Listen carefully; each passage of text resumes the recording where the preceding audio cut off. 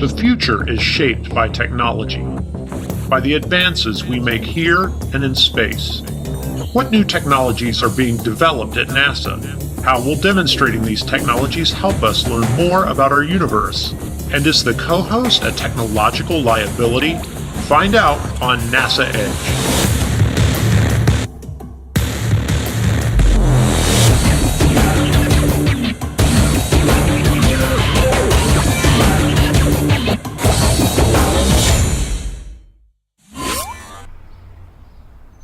Now, John, I understand that you're the program manager for TDM, or Technology Demonstration Missions. Tell me a little bit about what TDMs are. Within NASA, they want to use technologies that are proven and demonstrated because these missions are generally very expensive.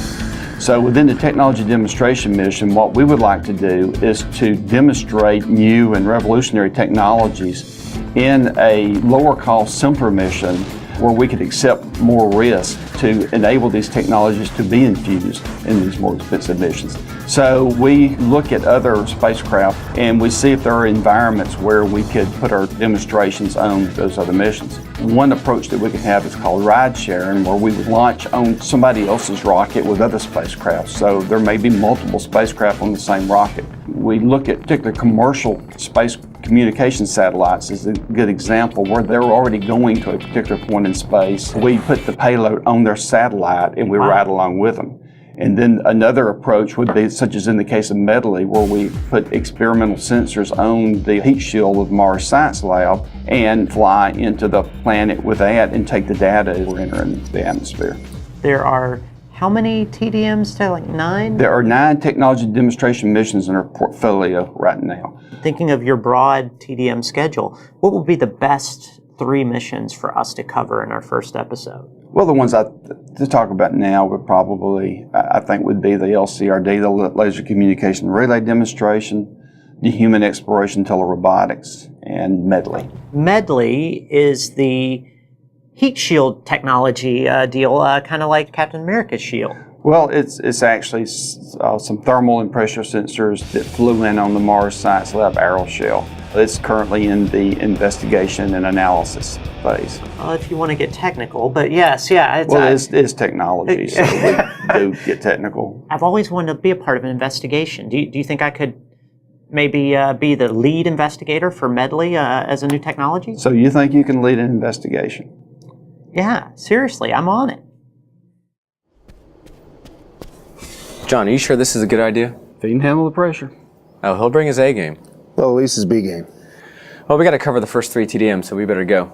Yeah, Terry Fong's waiting for us over at Ames. Okay. So Terry, give me the telerobotics big picture as it relates to human exploration and working alongside with robots. Sure. Telerobotics project is all about how do you take remotely operated robots and use them to improve the way that humans live and work in space. Under telerobotics, you have quite a few projects that you're working with. And the last time that I met you, we were in Moses Lake in Washington State, and you were working with K-10. Yep. Tell us a little bit about where that has been since then. The K-10 rover project is something we've been doing for about 7 years now. Mm-hmm. Back when we were at Moses Lake, we were trying to look at how to use robots like K-10 to do scouting, work ahead of a human mission. Surface level reconnaissance. Mm-hmm. Since then, we've also looked at the flip side as how to use robots to follow up after humans. So we did some testing up in the Canadian Arctic a couple years ago where we did a human mission and then did a robotic mission following after that. So this whole theme of robots working before, robots working after, and now what we're doing in the Telerobotics project is looking at sort of the middle ground, robots working side by side or in support or in parallel. This coming summer, we're going to be doing an interesting test where we have astronauts on the space station control the K-10 robot here in this planetary analog environment. To do that, we're going to finish transforming this space into a small-scale replica of portions of the moon.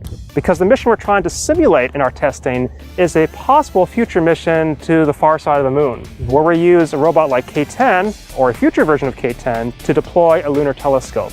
And so to simulate that mission, we've created this large space here that we're going to use as part of our testing. Another project that falls under telerobotics is R2. Yeah. How is R2 right now being used on the ISS? Well, R2 is a dexterous humanoid robot. And so we're trying to get it to work with tools that astronauts use. We're trying to get to do things that require manipulating with your hands or with your arms. But at the end of the day, it's really all about trying to do the work that's unproductive for astronauts to spend their time doing. Can we see R2 soon look something like C-3PO with legs? Funny you should ask. Actually, over the next year or so, one of the things we're really looking forward to is making the current version of R2 mobile. On space station right now, R2 is a bit on a pedestal. Right. It's in one location, and we're actually learning a lot about how to operate a two-armed dexterous robot in space. But during the next year, we're actually going to be sending up a pair of legs. And this will allow it to basically be self-mobile. It can literally climb around inside space station, get from point A to point B. Just like an astronaut. Just like an astronaut. Are we making science fiction reality? I think in a lot of ways we are. A lot of our inspiration for the things that we do at NASA comes from science fiction, whether it's in print or the movies. There were a lot of really great concepts out there that back in the day, maybe you didn't have the technology to actually make those real, but now we do. And now we have the opportunity to try to see how does it work. And that's really part of what we're trying to do, is to take those ideas and concepts, be it from science fiction or elsewhere, and make those real. Interestingly, the lightsaber trainer droid was a source of inspiration for 3 different free flyer projects that NASA and MIT have worked on in the past, and Spheres is actually one of those. So what's Smart Sphere all about? So Smart Spheres is all about taking the existing Spheres platforms that we have on station and expanding their capabilities. We're very interested in seeing how we can use robotics to help astronauts and ground controllers do their daily tasks and act as an assistant to them and allow them to provide eyes, ears, and other sensors in areas of station that they wouldn't be able to otherwise. I'm looking at this sphere next to you, and the first thing I notice is the cell phone. It's a Samsung Nexus S phone. It's the same phone that you can buy in any store. Okay. We then modified it for flight, so you have to make modifications to it to fly on ISS. We also went through and modified the software and the operating system that runs up underneath the hood, and it ends up being a really, really great resource for us. It's humbling to say that NASA cannot even outrun the advancements right now that are happening in the cell phone industry. So if you gave me the cell phone number for that phone, I can call it right now on station? Actually, all of the cell phone capabilities have been disabled. So much like you have to put your phone into airplane mode when you are on an airplane, we have to disable all of the cell phone capabilities when it's on ISS.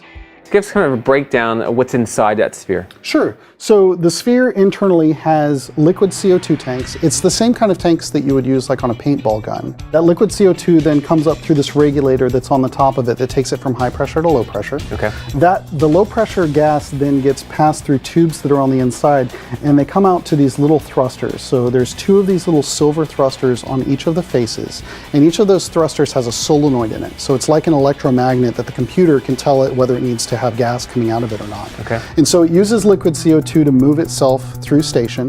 It also has these little ultrasonic beacons, and what the ultrasonics do is they help the sphere know where it is. So if you tell the sphere to go from point A to point B, it needs to know that it's at point A before it can figure out how to get to point B. And then inside of it, there's of course a computer that's doing all of the math that's involved in figuring out which combinations of thrusters it needs to fire to make it go from point A to point B. Can you control that through a joystick? Or is that autonomous, or is it controlled by astronauts or ground control? All of the above. All the above. So the Spheres was originally designed to be canned experiments. So the programmer would set up the flight path that he wanted the sphere to fly. That would be uploaded to the sphere. Crew would load that onto the sphere. Crew would say go, and then the sphere would begin flying around. Part of what the Smart Spheres project is doing is trying to extend that so that ground controllers are able to establish the path and do all of the programming from the ground. Do you maybe see it working on the outside of the International Space Station to help out astronauts? Absolutely. The idea that we have robots helping us in all of the situations in which we're doing space science just seems natural. We live in a world today where we have Roombas that are vacuuming our floors, and we have autonomous cars that are being created that will drive us eventually. The idea that we have astronauts working and interacting with robots that are helping them with their everyday tasks is very important to ISS or any of the future missions that we're working on.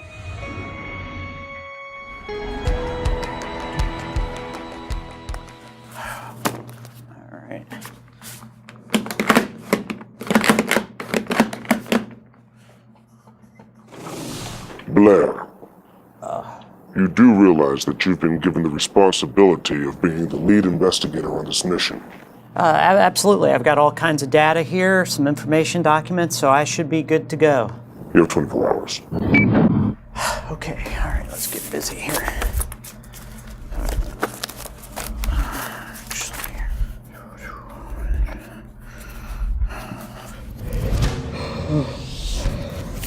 Oh, man.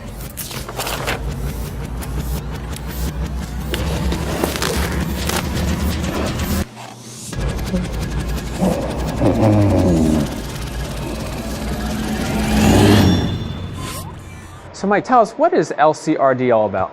Laser Communication Relay Demonstration, a demonstration of Earth to Geo real-time optical communication. So right now we're pretty much communicating, I understand, an RF frequency? Right, that's really where we're at today, but we're quickly reaching the limits of what we can do with radio frequency transmissions. And as you know, NASA has some pretty bold plans to go farther and transmit a whole lot more data. So we really need a new architecture, a new way of communicating. We're going to need things that can transmit at faster rates, that are more efficient at collecting that data. You know, imagine if we could make humongous trades for mass and power and not have to spend those kinds of resources on essentially communication systems. So with laser communications, you can send more information over a wider bandwidth, or how's that work? It's basically about a 10 to 100 times increase in the amount of data. Wow. And the speed of data. When you look at these radar dishes, when we're looking at laser, we're not even looking at a dish, are we? You're looking at something that transmits a laser beam, basically a telescope, and something that collects that beam, either another telescope or some type of photon collector, a detector. So when you send a signal from Mars, or you send it from the moon, from a spacecraft, it kind of goes over a wide area. But with laser, it's going to be sort of at a narrowed angle. Right, it's a narrow beam, so you need a whole lot less power. Since it's going to be a narrow beam, could be harder to pick up in terms of collecting that information down on Earth? Well, it's definitely difficult to pick up, so a lot of technology development has gone into what we call pointing and tracking. We've definitely worked on that. We know how to do it, so we've solved that problem. Now it's just a matter of hitting the other things that are a little bit different with optical communication, such as the Earth's atmosphere. Right. I was just going to say, what happens if it's a cloudy day, or if there's a storm passing over the relay station? Well, there's two ways to solve that problem. One is to get rid of the atmosphere. I don't think that one's going to work. Right. The other one is to deal with the atmosphere. Okay. So you can put your receivers in places where you know that you have very little effects due to atmosphere. The other is to correct for what the atmosphere does to these signals, such as adaptive optics.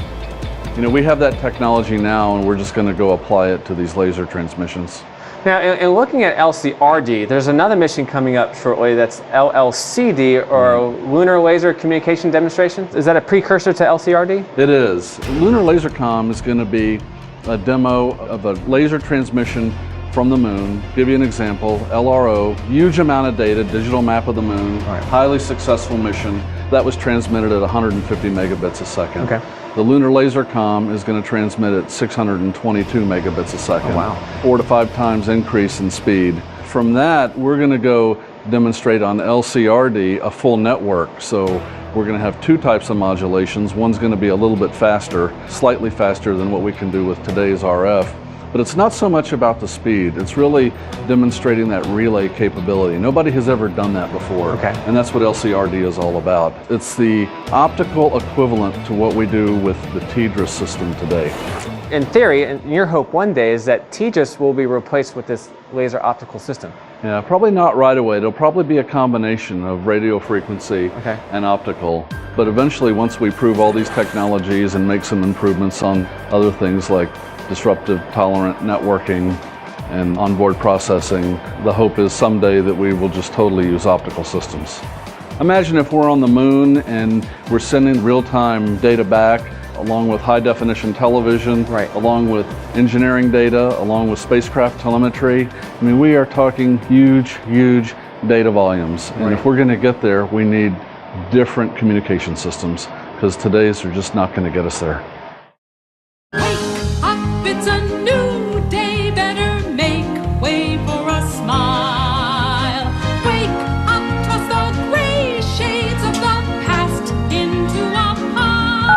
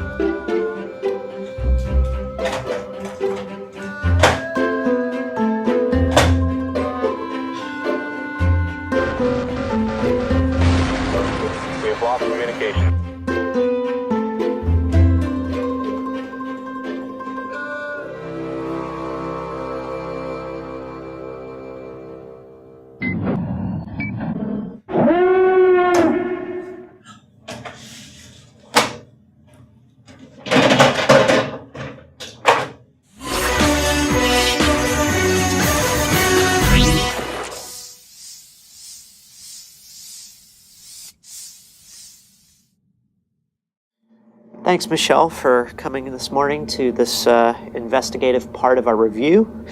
It's very important that we understand all the aspects, phases, and success of Melody. Medley. Yeah, Medley. Good. Okay, could you please explain for me the technology behind Medley? Medley is a series of pressure measurements and temperature measurements that we made on the heat shield of the Mars Science Laboratory as it was going down to the surface of Mars.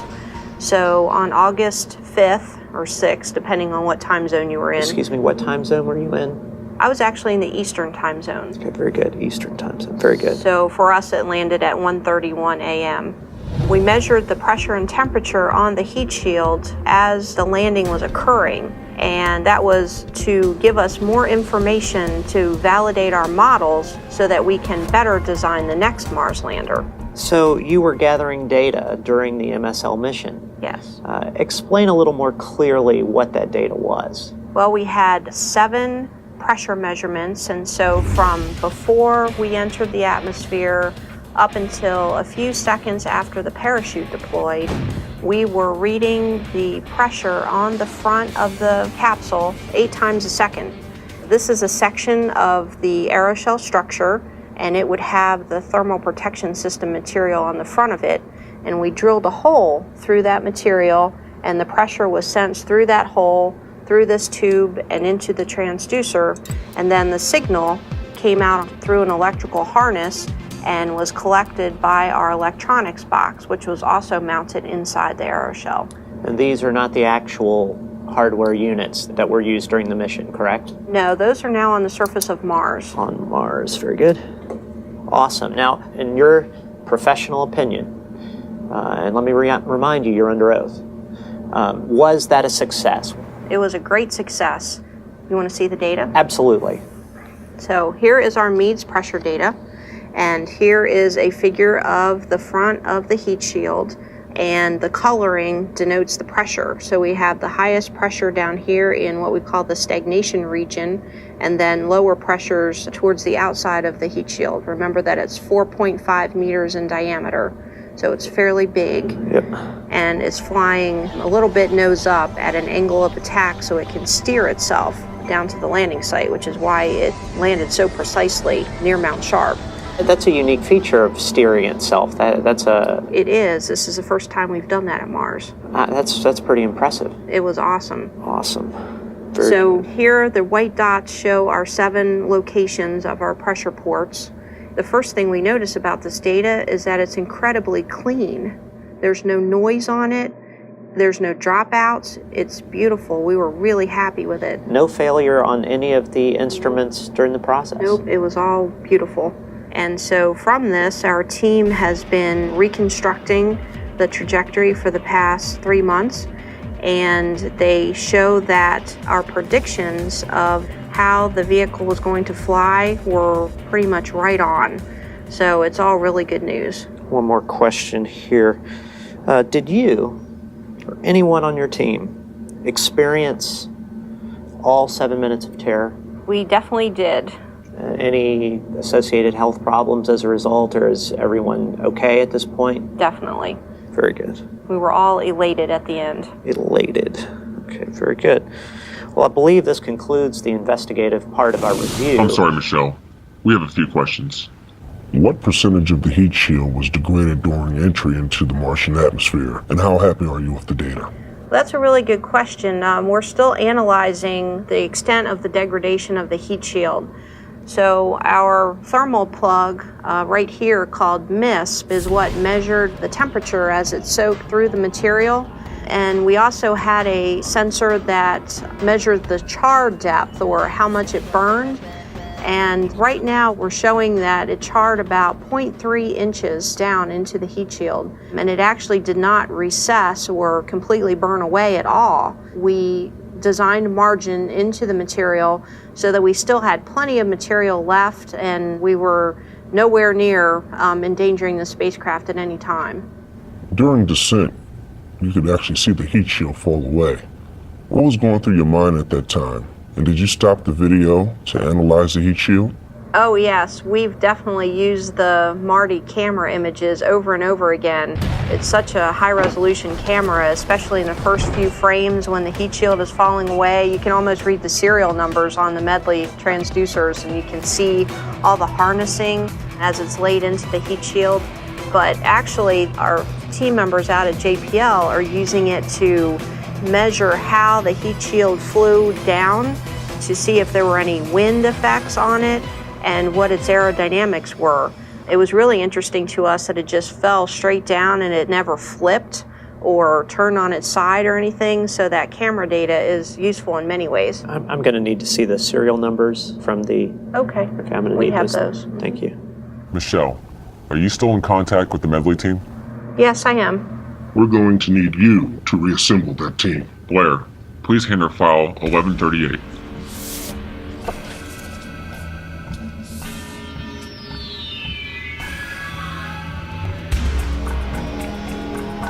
Can we count on you? Absolutely. Melody? Dude, I'm not sure you actually formed the question. A number of your questions were either irrelevant or nonsensical. You brought your C game. I just was going to do an investigation. I thought it'd be funny to ask some serious questions and try to get behind the program. I didn't know there were rules, and I didn't know this would be used against me. Somehow this stuff seems unconstitutional. I mean, you want an investigation? I do an investigation. The few if, when, and why kind of questions. I didn't stress anybody. I wasn't pressuring anybody. I wasn't insulted. Well, maybe I was a little insulting, but who doesn't get a little insulting when you're doing an interview or at least trying to act? And I haven't been to acting school, so I don't know what acting is. I just kind of show up and do what I think is natural. And maybe that's wrong, but I can't help that. That's who I am. I'll never ask another question as long as I live, no matter what.